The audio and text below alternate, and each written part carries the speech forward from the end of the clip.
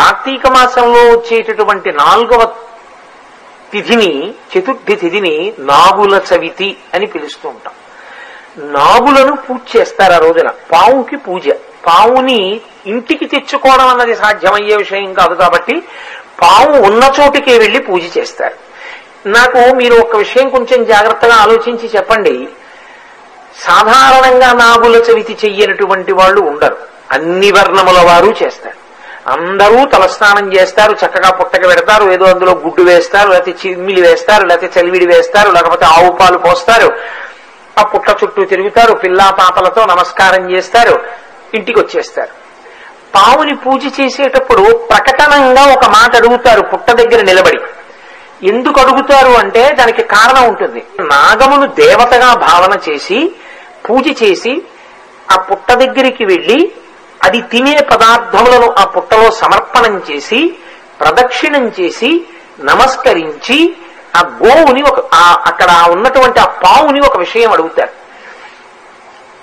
లౌకికంగా చాలా నాగరికమైనటువంటి ఏదో సంస్కృత భాషలో చెయ్యవలసినటువంటి శ్లోకములు కాకుండా చాలా తేలిక భాషలో అందరూ అడిగేటటువంటి రీతిలో అడుగుతారు. అందుకే నాగుల చవితికున్న విశేషం ఏమిటంటే దానికి ఏదో సంస్కృత పూజా విధానం ఏమి ఉండదు.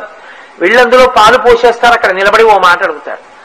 నన్నేలు నా గన్న నా కులము నేలు, నా ఇంటి నేలు, నన్ను కన్నవారి నేలు, నా ఆప్తులను ఏలు, పడగ తొక్కితే పగవాడనుకోకు, నడుము తొక్కితే నావాడనుకో, తోక తొక్కితే తొలగితూ వెళ్ళిపో, ఈ నూకల్ని పుచ్చుకో మూకల్ని ఈ పిల్లల నూకల్ని పుచ్చుకో మూకల్ని ఈ పిల్లల మూకల్ని ఈ. సంతానకారకుడు నాగదేవత. నాగదేవత అంటే సుబ్రహ్మణ్యుడు. అందుకే పురుష వీర్యమునందుండేటటువంటి సంతానోత్పత్తి కారక కణములు సర్పరూపంలో తిరుగుతూ ఉంటాయి అని మనకి పెద్దలు చెప్తారు. నేను ఈ మధ్య ఒక సైంటిఫిక్ జర్నల్లో ఆర్టికల్లో కూడా చదివాను ఆ విషయాన్ని. సర్పరూపంలో తిరుగుతాయి అని. అది నాగదేవతానుగ్రహం ఉంటే. అందుకే సుబ్రహ్మణ్యుడి యొక్క నామాల్లో వంశవృద్ధికారకాయ నమః అని ఒక నామం ఆయనకి. ఆయన వంశాన్ని నిలబెడతాడు సంతానకారకుడై.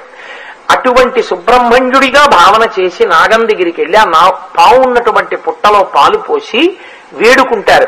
పావుని పూజ చేయడం అన్నది అసలు ఎంతవరకు సాధ్యమయ్యే విషయం. అది నిజంగా త్రికరణ శుద్ధిగా అంటే నిజంగా పావు బయటకు వచ్చిందనుకోండి, ఎవరైనా నిలబడతారా? అక్కడ నిలబడరు కదా.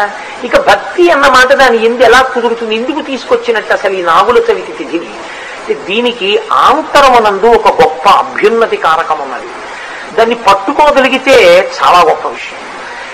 చూడండి, మీరు మన దేవతా స్వరూపాల్ని చూస్తే మన దేవతలందరూ కూడా నాగులను ఆభరణములుగా ధరిస్తారు, యజ్ఞోపవీతములుగా ధరిస్తారు, వడ్డాణములుగా పెట్టుకుంటారు. మీరు వినాయకుడిని చూడండి, వడ్డాణంగా పావునే పెట్టుకుంటాడు. అలాగే యజ్ఞోపవీతంగా నాగయజ్ఞోపవీతం కింద పావుని యజ్ఞోపవీతంగా వేసుకుంటాడు. పరమశివుడు అసలు సరే. పావులను ఆభరణములుగా తీసుకోవడం అనేటటువంటిది లోకంలో అన్ని చోట్ల ఉంది. దేవతలందరూ దాన్ని స్వీకరిస్తారు. అసలు దేవతలు ఎందుకు అలా స్వీకరించాలి? శ్రీ మహావిష్ణువు శేషశైనం మీద పడుకుంటారు, ఆదిశేషుడి మీద పడుకుని నిద్రపోతూ ఉంటారు. అసలు శ్రీవిల్లిపుత్తూరులో అయితే శ్రీకృష్ణ పరమాత్మ పక్కన శ్రీమన్నారాయణుడి పక్కన శేషుడు కూడా ఉంటాడు సమానంగా పీఠం మీద. దానికి ఒక కారణం చెప్తారు పెద్దలు. ఆయన శ్రీరంగంలో కళ్యాణం చేసుకున్నాడు. పెరియాళ్వారి యొక్క కుమార్తె అయినటువంటి గోదాదేవి చేసుకుంటే పెరియాళ్వారు పెద్ద హడావిడి చేశారు. నా కుమార్తెను నువ్వు ఇచ్చిన వాడివి, నువ్వే వివాహం చేసుకుని నీలో కలిపేసుకున్న వాడివి నువ్వే, నన్ను ఇంత అన్యాయం చేస్తావా అని. పోనీలేవయా, నువ్వు చూసుకోవడానికి వీలుగా నీ ఊరే వచ్చి పెళ్లి చేసుకుని మీ ఊళ్ళోనే గుళ్ళో ఉంటానన్నాడు. ఆయన ఇలా ఈ మాట చెప్పగానే శేషుడు ఆయన్ని తీసుకొచ్చాడు. ఆయన రాలేనివాడని కాదు, కానీ ఆయన ఆర్తిని గమనించి శేషుడు వెంటనే ఆయన్ని గోదాదేవిని శ్రీవిల్లిపుత్తూరు తీసుకొచ్చారు. శ్రీవిల్లిపుత్తూరులో కళ్యాణం అయింది. అందుకే శ్రీవిల్లిపుత్తూరు వెళ్ళిన వాళ్ళు గమనిస్తారు, గోదాదేవి, భగవానుడు, పక్కన శేషుడు కూడా ఉంటాడు. కాబట్టి శేషుడు పావు రూపంలో భగవంతుణ్ణి సేవిస్తూ ఉంటాడు. ఇంతమంది దేవతలు కూడా పాముని ఆభరణంగా స్వీకరించారు. కానీ గమ్మత్తు ఏమిటంటే పాముకి వ్యతిరేకమైనవి, పాముకి బద్ధశత్రువులైన వాటిని కూడా వాళ్ళు వాహనములుగా ఆభరణములుగా స్వీకరించారు. మీరు చూడండి, పావుకి ప్రధానమైనవి ఆగర్భ శత్రువులైనవి రెండు. మొట్టమొదటిది గరుత్మంతుడు, గరుడ పక్షి. ఇప్పటికీ అంతే గ్రద్ద. గరుత్మంతుడు ఎంత ప్రబలమైన శత్రువో మళ్ళీ అంత ప్రబలమైన శత్రువు నెమలి. నెమలి పావు కనపడితే తన ముక్కుతో కొట్టి చంపేస్తుంది. అలాగే గరుడ పక్షి పావు కనపడితే తన గోళ్లతో తన్నుకుపోయి పావును తినేస్తుంది కూడా. గరుత్మంతుడు సర్పములను తింటాడు, ఇప్పటికీ గ్రద్దలన్నీ పావును తింటాయి. కాబట్టి ఇవి రెండు ఆగర్భ శత్రువులు. ఇవి కాకుండా మూడవది ఒకటి ఉంది, అది ముంగిస. కానీ ముంగిస పావుకి నిజానికి ఆగర్భ శత్రువు కాదు. రెండు తిరుగుతూ ఉంటాయి. ముంగిస పావు ఎదురెదురుగుండా తటస్థపడితే మాత్రం ముంగిస పావును చంపేస్తుంది. నిర్భయంగా పాము ఎక్కడ ఉంటుందో ముంగిస కూడా అక్కడే ఉంటుంది. అది బొరియలో ఉంటుంది, ఇది బొరియలో ఉంటుంది. అది దీనికి ఎదురొస్తే మాత్రం ముంగిస పావును చంపుతుంది. చిత్రం ఏమిటో తెలుసా? పావుకి బద్ధ శత్రువులు ఎవరో వాళ్ళని కూడా దేవతలు తమకే వాహనములుగా తీసుకున్నారు. మీరు చూడండి, గరుత్మంతుడు శేషుడి మీద పడుకుంటాడు, గరుత్మంతుడి మీద తిరుగుతాడు. ఇద్దరూ ఆయనకి అత్యంత అనుకూలమైన వాళ్ళే. ఫోన్లేండి, శేషుడి మీద పడుకుంటారంటే ఆయన బెడ్రూమ్ కదా, బాగా అర్థం అవ్వాలంటే. లోపల ఎక్కడో కదా ఉంటుంది మంచం. వాహనం ఎక్కడ ఉంటుంది? గదుల్లోకి రాదుగా, బయట ఉంటుంది. కాబట్టి ఇప్పుడు గరుత్మంతుడికి శేషుడికి ఎదురెదురు పడే అవకాశం లేదు కదా అంటారేమో. అలా కుదరదు. ఎందుకంటే శేషుడు గొడుగై నిలబడుతూ ఉంటాడు. మరి గొడుగై నిలబడిన వాడు బయటున్న గరుత్మంతుడి దాకా రావాలి. గరుత్మంతుడి మీద ఎక్కే కూడా శేషుడు పడగబట్టాలి గొడుగ్గా. పైగా వింజావర వీస్తూ ఉంటాడు, ఎన్నో సేవలు చేస్తూ ఉంటాడు.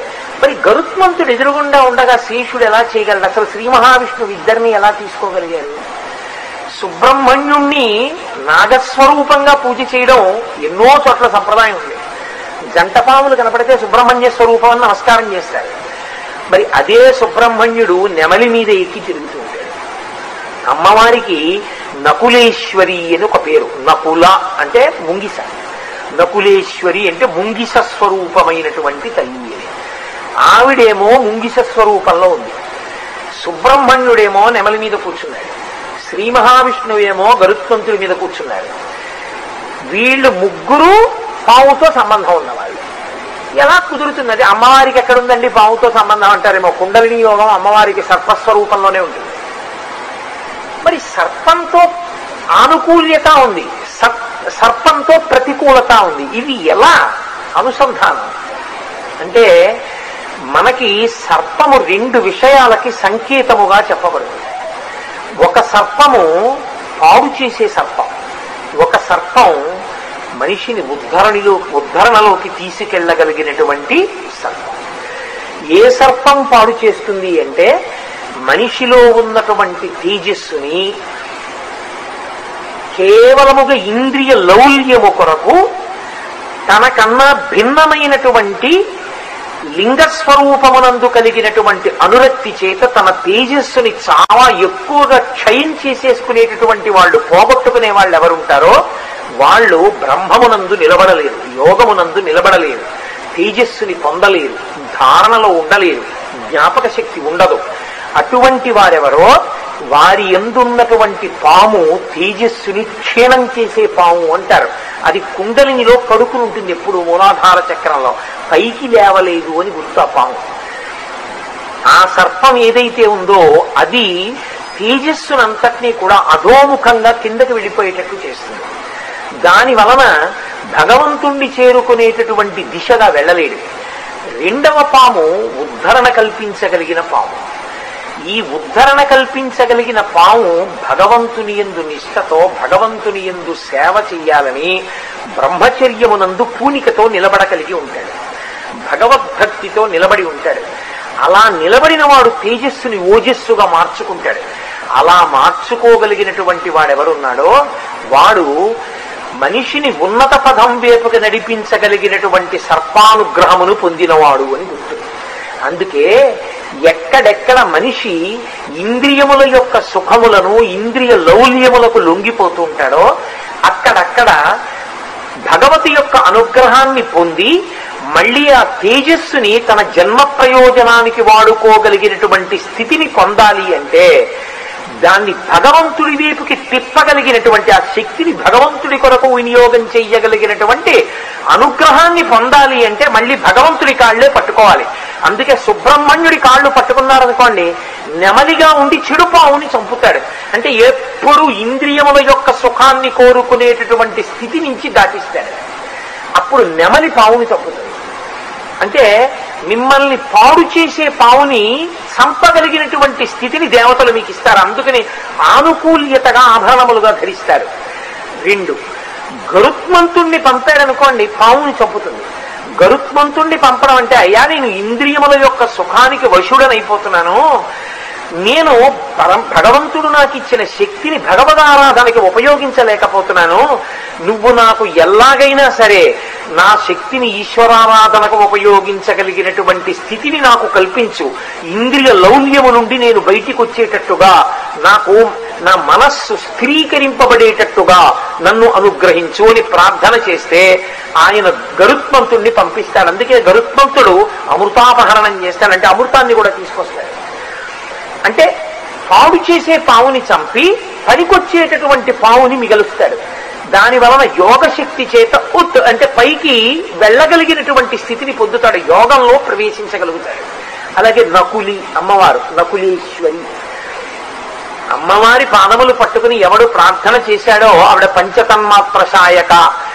ఎప్పుడు చెవి వినకూడనివి విందామని, కన్ను చూడకూడనివి చూద్దామని, ముక్కు వాసన చూడకూడనివి వాసన చూద్దామని, నాలుక తినకూడనివి తిందామని, చర్మం ముట్టుకోకూడని వాటిని ముట్టుకుందామని కోరేటటువంటి కోరికలతో కూడినటువంటి మనసు, ఈ 5 ఇంద్రియములు మార్పు చెందుతాయి.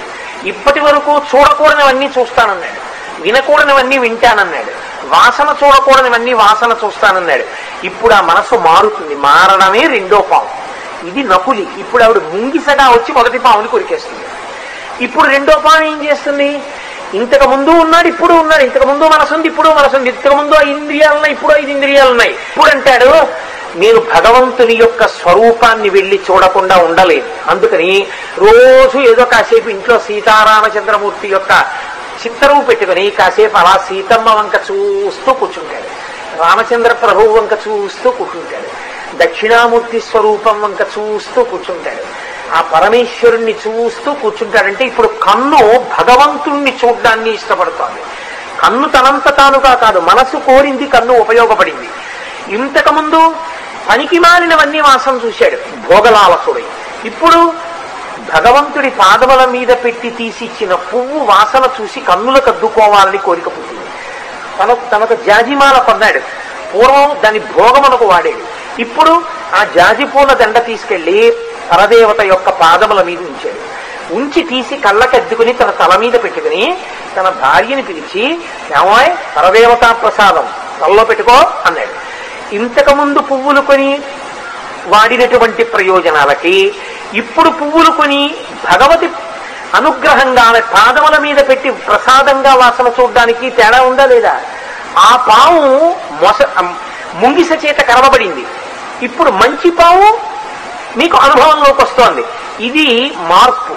ఇదే ఇంతకు ముందు ఏది కనపడితే అది తనకు తినాలనిపించినవన్నీ వండుకు తిన్నాడు.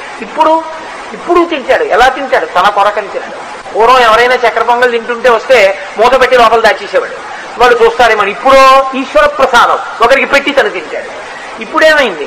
పూర్వం ఉన్న గుణములు తగ్గాయా లేదా? ఆ పావు ముంగిస చేత కరవబడింది, ఈ పావు వృద్ధిలోకి వచ్చింది.